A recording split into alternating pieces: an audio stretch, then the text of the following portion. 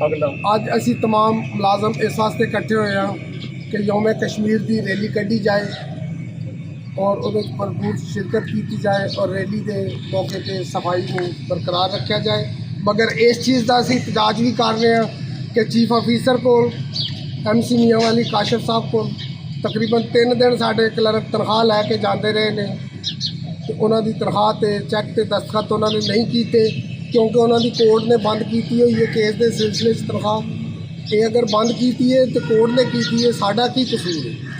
अगर कोर्ट के फैसले तो उन्होंने एप्लीमेंट नहीं किया तो कोर्ट ने मुनासब समझ के अगर उन्होंने तनख्वाह बंद कर दी है तो इस किसी भी मुलाजम का तनख्वाह प्रॉब्लम नहीं है कोर्ट की। इस वास्ते चाहिए है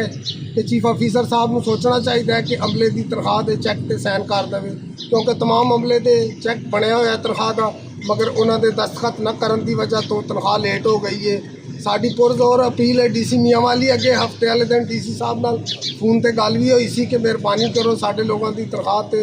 CO साहब को कहो चैक से साइन करन और अज तक उस चैक से साइन नहीं होए। अगर अज साड़ी तनख्वाह का CO साहब को हुक्म सादर ना किया गया या सानू यकीन दहानी ना दिलाई गई कि तनख्वाह तुहानू मिल जाएगी वरना असी कल तो मुकम्मल एहतजाज करने का हक महफूज रखने और कल असी रैली की सूरत DC साहब को भी पेश होवांगे इस सिलसिले और ग्रीन क्लीन के अज तक पूरा महीना काम कराने तो बाद अज तक उन्होंने आर्डर नहीं होए और अगर CO साहब तबादला करा गया तो उन्होंने आर्डर से साइन कौन करेगा और उन्होंने गरीबों को तनख्वाह कौन देगा।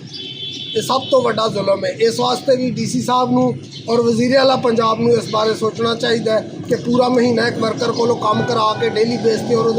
आर्डर से दस्तखत ना हो, बहुत बड़ा जुल्म है। अगे भी साढ़े मुलाजमान की पिछले 2 महीने पहले 1 महीने की तनख्वाह मारी गई सी इसे ही वजह तो कि CO साहब ने दस्तखत नहीं सन किए। इस वास्ते साड़ी पुरजोर अपील है कि तमाम क्लर्क हजरात और तमाम सेंट्री वर्करों की तनख्वाह से दस्तखत किए जान ताकि इन्होंने लोगों को तनख्वाह मिले क्योंकि साढ़े चूल्हे इस टाइम ठंडे हो चुके हैं। गरीब आदमी किहड़े पासे जाए जो